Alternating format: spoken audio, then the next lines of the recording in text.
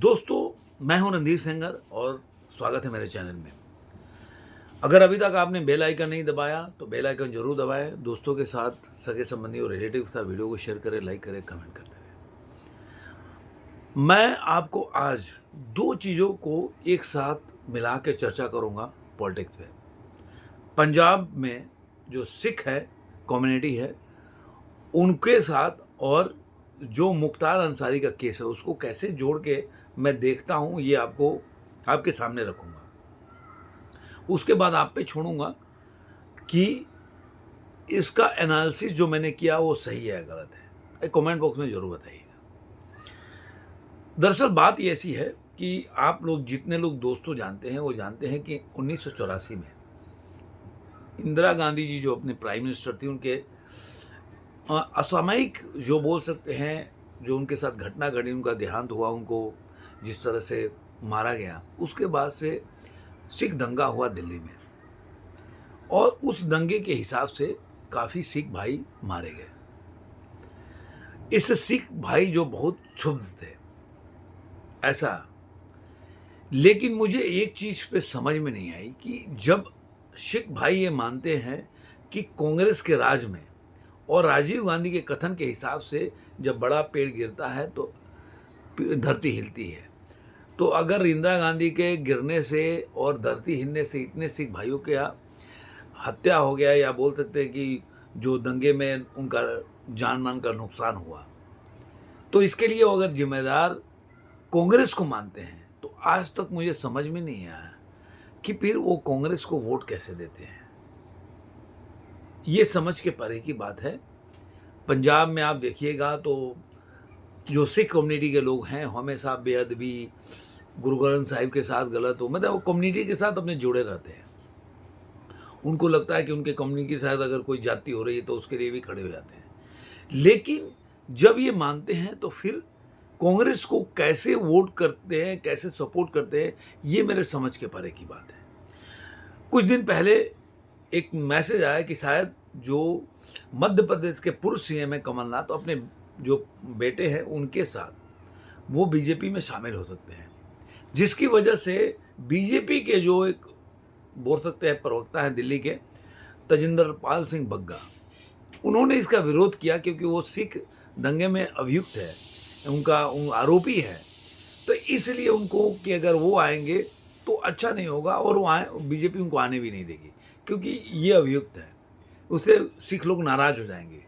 अरे भाई, जब सिख लोग नाराज कमलनाथ से हैं तो उस समय कमलनाथ कैसे सही है सिख लोगों के नज़र में, जब वो कांग्रेस में है।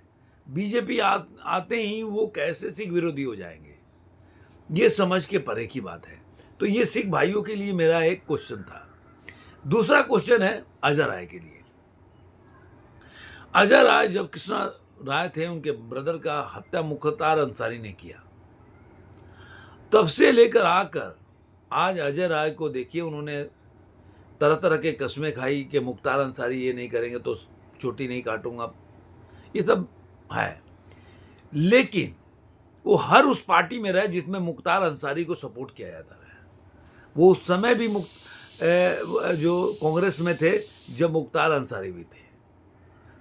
आज तक मुझे समझ में नहीं आया कि उसी कांग्रेस को सपोर्ट करते रहे जिस कांग्रेस ने मुख्तार अंसारी को अध्यक्ष भी बनाया और उनको पंजाब के जेल में छुपा के भी रखा या बचा के भी रखा, जिसके लिए बीजेपी के गवर्नमेंट को बहुत ज़्यादा कोर्ट में उनके प्रत्यर्पण के लिए फाइट करना पड़ा, तब भी अजय राय वहाँ थे।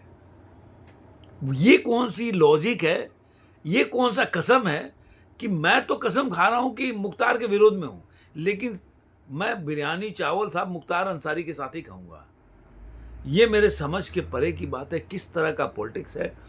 आज भी जो आदमी ने, आज आरोप भी उन पे लग रहा है कि मुख्तार अंसारी को शायद, मतलब जो विपक्षी दल है, कि उनके साथ गलत किया गया, उनका जहर दिया गया, उस तरह उनके निधन हुआ। तो जो व्यक्ति अगर उनकी फैमिली के हिसाब से देखें, उस निर्णय पे पहुंचा है, छोड़ दीजिए अभी तो पोस्टमार्टम हुआ है, वैसा रिपोर्ट आएगा तो क्या होगा वो तो अलग बात है, लेकिन प्रत्यर्पण के लिए जो फाइट किया, उस व्यक्ति के साथ तुम नहीं खड़े हो जो तुम्हारे भाई के लिए लड़ रहा है। तुम नहीं लड़ रहे हो। मैं अजय राय के लिए तुम नहीं लड़ रहे हो। तुम्हारे जगह पे बीजेपी के लोग लड़ रहे हैं और उसके विरोध में खड़े हो, मतलब तुम अपने भाई के हत्यारों के साथ खड़े हो, तो ये तुमको सोचना पड़ेगा। तुम उसके साथ खड़े हो जो जितने लोग, जिस पार्टी में तुम आज हो, जिस पार्टी के कैंडिडेट से तुम चुनाव लोकसभा में लड़ रहे हो बनारस से, उस पार्टी के हर ट्वीट पे मुख्तार अंसारी को मसीहा बताया जाता है और तुम वहाँ पे खड़े होकर एक बोल सकते हैं कि नक्कारे आदमी की तरह खड़े होकर और देख रहे हो। शर्म आना चाहिए तुम्हारे जैसे लोगों को कि तुम किस तरह से मुख्तार अंसारी का विरोध करते हो। आईना देखो, आईना भी तुम्हारे ऊपर दो चार ऐसी बात बोलेगा जो तुम्हें शर्म आएगी कि तुम किस तरह से उस व्यक्ति, उस सूर्य विपक्षियों के साथ खड़े हो जो पूरे सोशल मीडिया विपक्षियों ने रंग दिया है कि मुख्तार अंसारी एक बहुत बड़े मसीहा थे, और तुम उनके साथ खड़े होकर मतलब एक जो बोलते हैं ना निकम्मा आदमी ताली बजाता है वैसे हो। तो मेरे नज़र में ये दो ऐसी चीज़ें हैं जो दोनों को समानांतर करती है, मेरे को समझ के परे है कि अजय राय जैसा आदमी किस तरह से अपनी आंखों को या अपने फेस को मिरर में देखकर सोचता होगा, जिस तरह से जो सिख भाई लोग वोट देते हैं कांग्रेस को, वो क्या सोचते होंगे और उनकी क्या आइडियोलॉजी है, मेरे समझ के परे की बात है। आपको अगर समझ में आए तो ज़रूर बताइएगा।